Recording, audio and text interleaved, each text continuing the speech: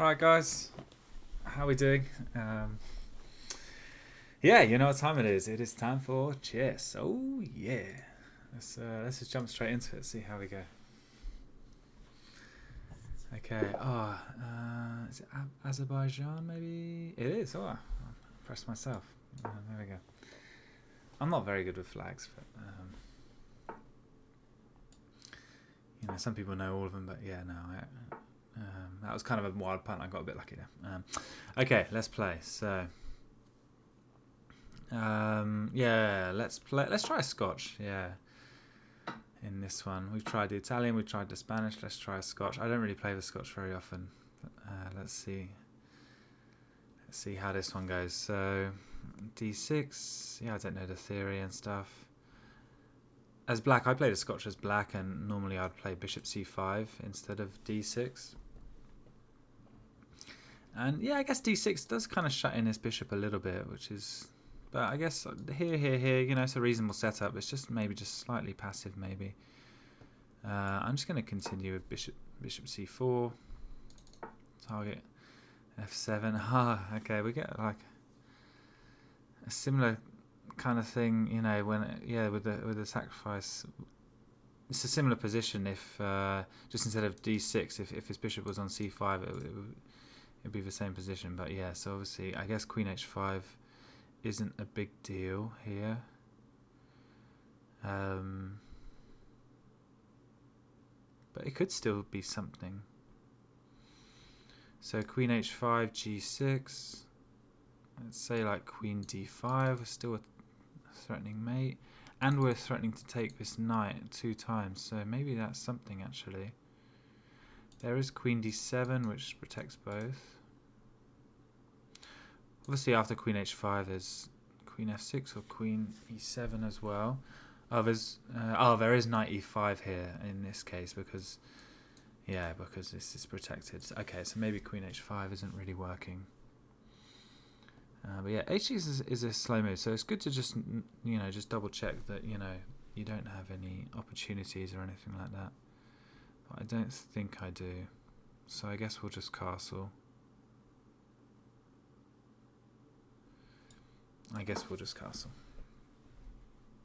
Hopefully I'm not missing anything. Okay. Knight f6, attacking this pawn. I could play knight c3. I don't know if I ever want to play f4. Let's try to pick up the pace. I'm going to need to play a bit faster, because these players will definitely be a bit more serious, I think, for sure. Okay, so bishop e3 looks logical. We could see something like knight g4, which is maybe slightly annoying. I could play f3 first. I could play h3 actually. There's ideas of this kind of thing as well. But let's start with h3. I just want to secure this e3 square for my bishop, and so I'll play bishop e3 now. Just trying to develop all my pieces. There's not too much going on here at the moment. Okay, knight e5, attacking this bishop. I think I just want to retreat this way. We could see c5, and then when the knight moves we could see c4. I still have this square, and if they commit to c5, this pawn becomes a bit backwards. It's on the open file, and it's hard for another pawn to ever support it, because they've committed this pawn forward, so it becomes like a little bit weak, and you can try and pile up with a rook and maybe eventually a bishop or a knight and things like that. Let's see. So I kind of want to go this way because I want to sort of stay on this nice diagonal towards the king. This is like a little bit passive. It's maybe reasonable as well. But as long as this works sort of tactically and I'm not getting into any problems, then I think that should be fine. c5, knight b5, I guess. c4, bishop a4, a6. That could be a problem actually. I can play f4 somewhere. I think it's probably okay, so let's... Spending all my time again. Okay. So I want to play f4, I think. Yeah. And yeah, like I was saying, I need to play faster, so let's just play. Let's play, and then let's see what to do next. So, what's the sort of plan? I want to develop my queen. I feel like the queen is quite nice on f3. So let's do that. Try and develop my pieces here. We're just going to do this, maybe. Okay, if I go with that. Yeah, now we do get this backward pawn situation, which I'm fairly happy with. I don't want to trade this. I do get a knight into d5 maybe, which is pretty good. But we see bishop takes b2, and there's no and when bishop retreats, and there's nothing sort of crazy. You know, there's no compensation for my pawn, I don't think. So I think I will just retreat my bishop this way, maybe to this square. And yeah, I kind of like my position actually. Okay, they want to play b5. I could play a4 and just have a sort of lock on this square. I think that's pretty good. Let's try that. I want to get my rook to d1 and start pressuring this pawn, yeah. Okay.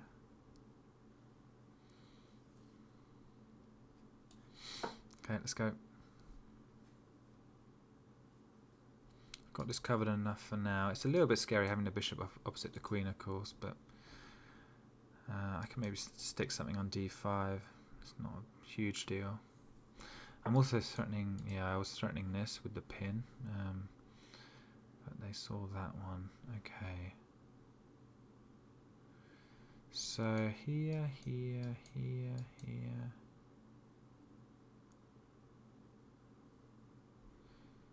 Okay. I'm not sure what to do. I feel like my rook belongs on this square.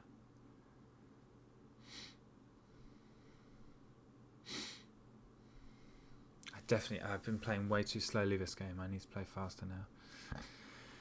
These players are it's gonna be tougher.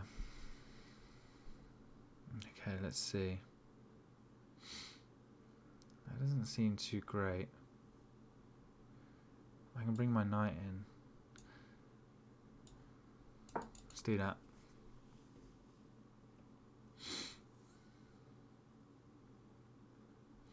Yeah, when the knight retreats and giving up this square, it's good to kind of react by doing this, I think. So I think I'm happy with the two bishops. Is there anything else?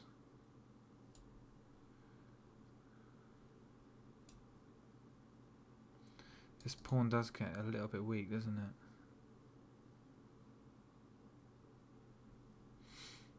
Okay, hang on.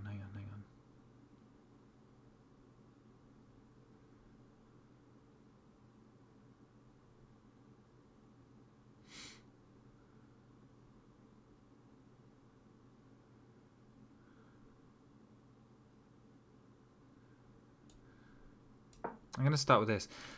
This knight's a little bit out of place, so I want to kind of leave it to the side. So I don't want to take just yet. I want to just see if any other opportunities kind of arise here.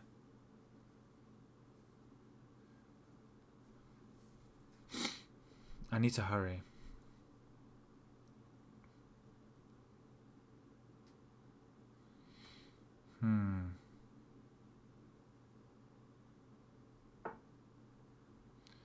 Okay. Queen h5.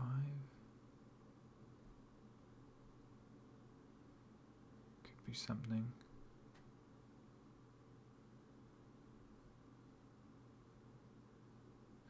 Queen h5. Rook e4. take this, then I've got two double eyes on this. Let's try that. 220, okay. G6, I take this one maybe.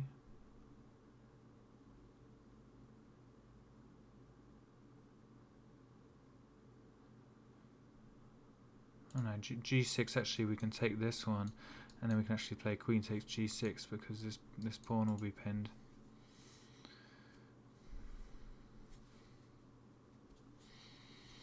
Rook E4, I think this one, and then crashing through on F7 is good.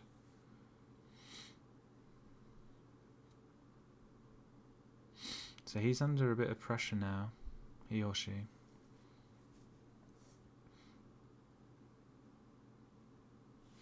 But I got no time, so gotta just be aware of that. Just, you know, when you get low on time, you just, yeah, you can't spend longer than, you know, 10 or 20 seconds on a move. You've got to just move and just hope for the best. Okay, yeah, they do to go back. They are being quite sort of stubborn, which is fair play. Take. E5.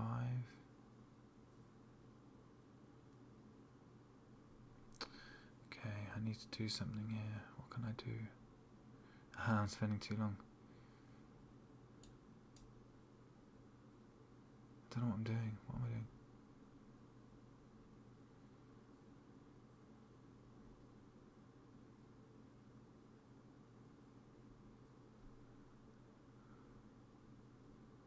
G4? Yeah, I'm spinning forever. Okay, this is going to be quite a crazy time scramble. Maybe G4. Get really aggressive. I'm going to keep putting the pressure on and just hope for the best. It weakens my king, but I've got a very sort of direct idea here. Play G5 and then G6 and just try to open up this diagonal towards the king. This knight's out of play. This knight's very dangerous. Okay. Let's just keep marching on, I think. Takes here, I'm going to take here.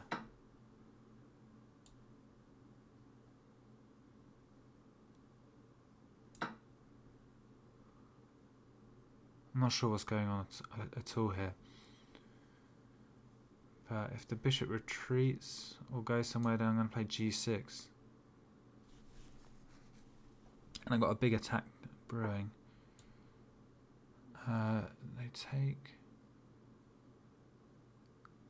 I don't think they can take. I think I've got a double check.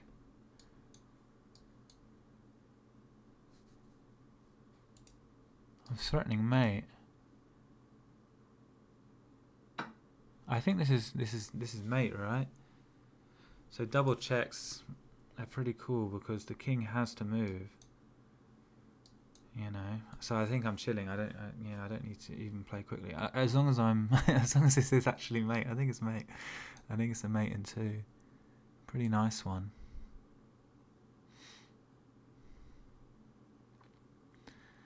The bishop's covering the square.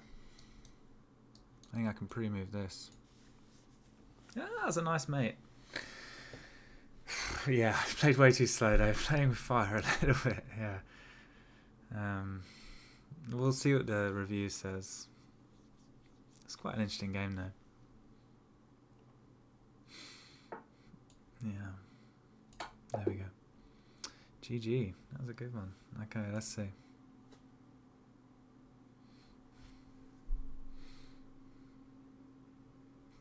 Pretty, yeah, not bad by the looks of the graph, you know, the graph looks pretty good. Okay, let's see.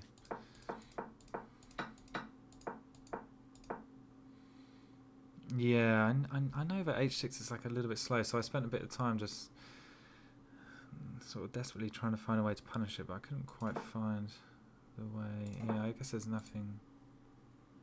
Castling is good. Yeah, let's use the self-analysis. I don't. Okay. 6, knight c3. He wants to take on c6. Yeah, just doubling the pawns. I guess that kind of makes sense. Oh, he wants to take and then play e5. I see. That makes sense, actually, doesn't it? Yeah, that does make sense. This is horrible because yeah, bishop f7. If you take, then we get this. Yeah, that's a tactic that arises sometimes. Yeah, with the bishop f7, deflecting the king away from the queen. So the computer recommends to play d5, and then we can retreat the bishop, but we can also just take. And now, yeah, this opens up, you know, for stuff like that. Okay, so that's a nice combination. Yeah, I should be aware of that. Sometimes taking and playing e5 when. Yeah, you got this bishop f7, the queen on d8 kind of situation. Okay, that's interesting, but yeah, I played here.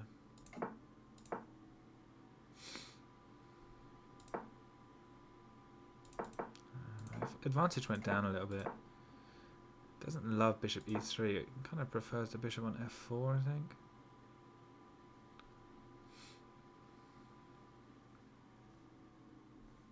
It's quite subtle, okay. Yeah, and I think the c5 c4 thing wasn't, yeah, quite working. It is the best move though. Yeah, apparently I have to go back to this square though. If I go somewhere like here, my pieces just get into some serious trouble with these pawns on the queen side. You don't want to go here and after takes and d5. Maybe not that,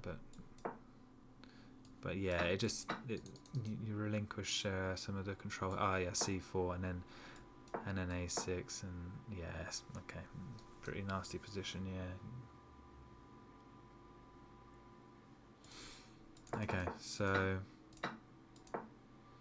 c5 was yeah, a good move for my opponent, but they played a5, I played f4, which is good. Queen f3. He wants e5 again. Oh no, he wants to take this again. Yeah, go for the double pawns, and then play queen f3. Fair dues. It's fine, I think.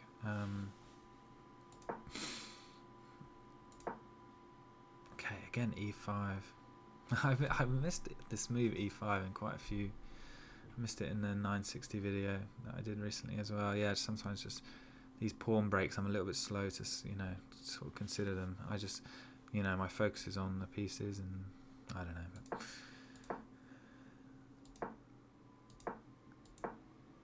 it's all good, fairly good. Knight d5. He wants bishop f2.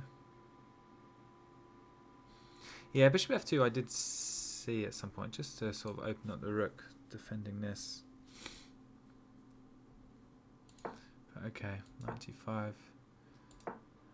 And I just kind of messed around a little bit. Yeah, they saw my idea with the, you know, if here... Oh. Knight b6 is the move, apparently. Yeah, I was looking at this, actually. Okay, and it's just... Yeah, this is what I thought, and I thought, oh, this must be good for white, you know. But actually, it's nothing... I mean, white's still better, but it's nothing, you know, winning or anything. There's no mate or anything, so it's playable, apparently. But I think for a human, you know, yeah, that's probably why my opponent decided to avoid that and play rook f8 instead. But it's very passive, you know, not great. And I played g4, which isn't the best, but I think under time pressure, you know, I just wanted to get things rolling and hopefully put pressure on my opponent, and then they'll crack, you know, and that's kind of what happens. But yeah, it wants to play slowly, you know, just plays. Yeah, the computers always wants to play nice and slowly. Bishop f2, which prepares e5. That makes sense because yeah, or e5 does work.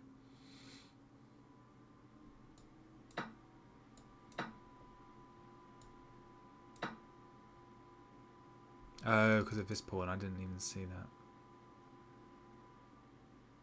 Knight e7 as well. Yeah. Okay.